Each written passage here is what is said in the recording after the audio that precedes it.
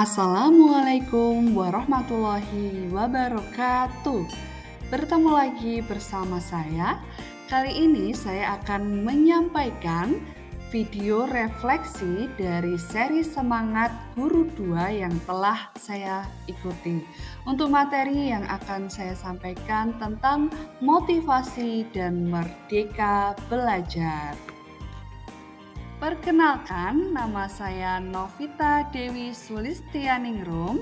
Saya saat ini mengajar di SD Negeri Rancah, Daerah Istimewa Yogyakarta. Tujuan pembuatan video ini adalah untuk menyampaikan refleksi yang saya alami selama belajar di seri Semangat Guru 2, tentunya pada materi motivasi dan merdeka belajar. Ada 3 pertanyaan yang akan saya jawab pada video ini. Berikut 3 pertanyaan tersebut. Yang pertama, apa hal baru yang Anda pelajari tentang motivasi dan merdeka belajar? Kedua, bagaimana lembar aksi 1 membantu Anda untuk memilih motivasi? Dan yang ketiga, apa tips Anda untuk para pengajar mengelola motivasi dan menerapkan merdeka mengajar? Baik, kita lanjutkan untuk menjawab pertanyaan tersebut. Pertanyaan pertama, apa hal baru yang Anda pelajari tentang motivasi dan merdeka belajar? Hal baru yang saya dapatkan, yang pertama tentang teori motivasi konten berdasarkan hierarki kebutuhan Maslow.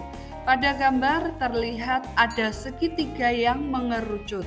Untuk yang pertama adalah kebutuhan aktualisasi diri, kemudian yang kedua kebutuhan harga diri, ketiga kebutuhan relasional, kebutuhan rasa aman, dan kebutuhan fisiologis.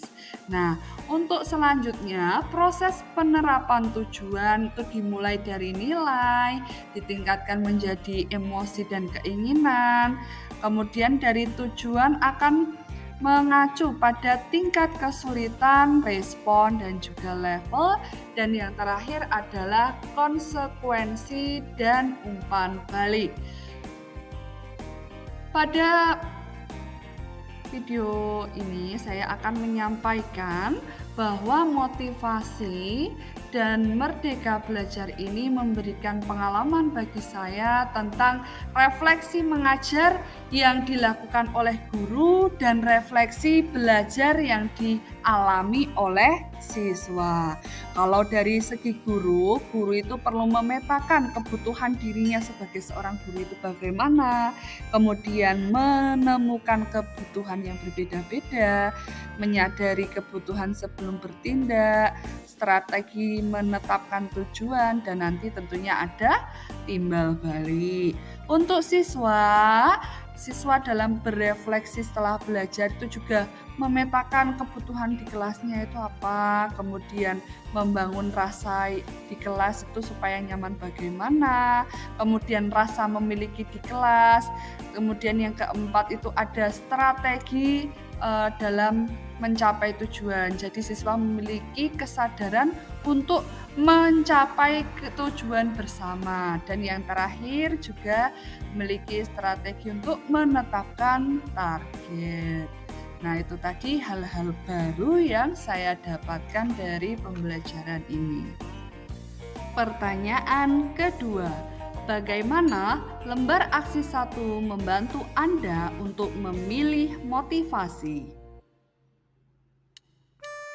Berdasarkan lembar aksi 1, saya mendapatkan pengalaman bahwa dalam menerapkan motivasi dan merdeka mengajar itu ada beberapa tahapan. Yang pertama, memetakan kebutuhan, kemudian menyusun tujuan mengajar, dan yang terakhir adalah menentukan strategi umpan balik yang berkelanjutan.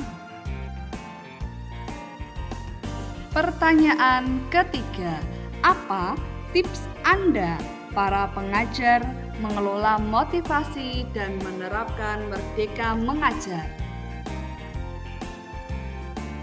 Tips untuk para pengajar dalam menerapkan merdeka dan merdeka belajar. Yang pertama yaitu meluruskan niat dan tujuan serta mau belajar tentunya. Kemudian yang kedua, menyadari kebutuhan.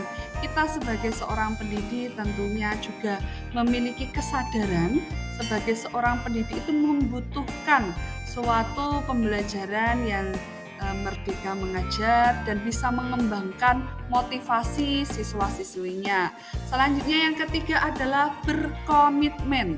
Tanpa komitmen yang kuat tentunya kita tidak bisa melaksanakan hal-hal tersebut. Yang selanjutnya adalah bergabung dengan komunitas guru yang positif. Artinya komunitas guru yang positif itu yang memberikan motivasi bagi kita untuk terus mau belajar dan belajar. Contohnya kita sebagai guru sering mengikuti KKG atau kelompok kerja guru. Dan yang terakhir adalah mau berefleksi. Berefleksi tentang apa yang telah kita lakukan, kita cari kendala, kelebihan dan kekurangannya. Dan tentunya refleksi ini bisa memberikan umpan balik yang berkelanjutan. Demikian video refleksi dari saya. Banyak salah, mohon maaf apabila ada kekeliruan dalam video ini. Saya sangat mohon kritik dan saran dari Bapak Ibu yang menonton. Baik, saya juga mengajak Bapak Ibu untuk belajar dan berbagi melalui aplikasi SIM PKB. Banyak salah, mohon maaf. Sampai jumpa di video berikutnya. Wassalamualaikum warahmatullahi wabarakatuh.